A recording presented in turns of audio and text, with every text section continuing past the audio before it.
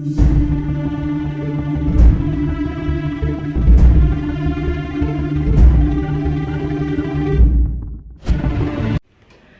શ્રી કૃષ્ણ. કેમ છો બધા? મારી ચેનલ સેકન્ડ ઇનિંગ્સમાં આપ સર્વેનું સ્વાગત છે. બધાને દશેરાની શુભકામનાઓ. આસો માસની નવરાત્રી પછી ભારતના મુખ્ય તહેવારોમાંથી એક તહેવાર આવે છે દશેરા, એટલે કે વિજયાદશમી. અસત્યનો પરાજય છે દશેરા. ધર્મ, ભક્તિ, સત્યનો વિજય છે દશેરા. દશેરામાં શ્રી અંબે માએ મહિષાસુરનો વધ કરી પૃથ્વીને પાપમુક્ત કરી. માર્ગમાં વ્રજ ગોપીઓ શ્રી ઠાકોરજીને એટલે કે શ્રી કૃષ્ણને પતિ તરીકે પામવા નવરાત્રિના 9 દિવસ કૃષ્ણની ભક્તિ અને સેવા કરે છે. શ્રી કૃષ્ણને પામવાનો જ્વર એટલે કે તાપ કે જે જવારા એકમના દિવસે વાવવામાં આવે છે. જેમ જેમ પ્રભુને પામવાનો તાપ વધે છે તેમ તેમ જવારા 10 દિવસમાં વધે છે. 10મે દિવસે પ્રભુ ગોપીઓનો તાપ એટલે કે જ્વર હરી જવારાની પાક મસ્તક પર ધરે છે.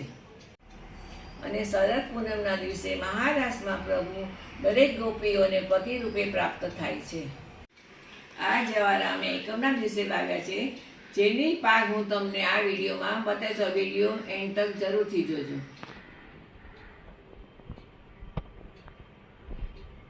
ગોપીઓ જેવો ભાવ કે રસ આપણામાં નથી, પણ આપણે આપણા પ્રભુને રસ ભરી જલેબી ધરાવશું. તો ચાલો બધા મારે રસોડે જલેબી બનાવવા.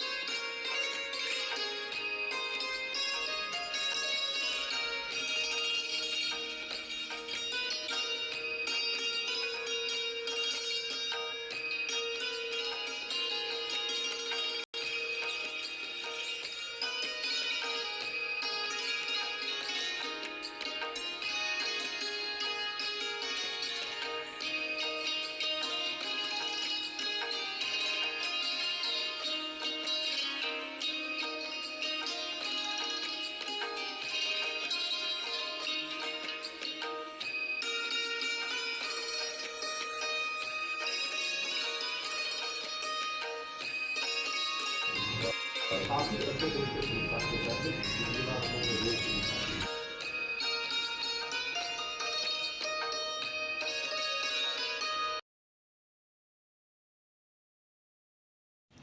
આ દશેરા માત્ર જલેબી ગાંઠિયા કે રાવણ દહન નહીં, પણ આપણી અંદર રહેલા અનેક દુર્ગુણોમાંથી એક દુર્ગુણનું દહન કરવાની કોશિશ જરૂર કરજો. આવા એક મેસેજ સાથે મારો વિડીયો હું અહીંયા પૂરો કરું છું. મારી ચેનલને લાઈક શેર સબસ્ક્રાઈબ જરૂરથી કરજો. હેપી દશેરા.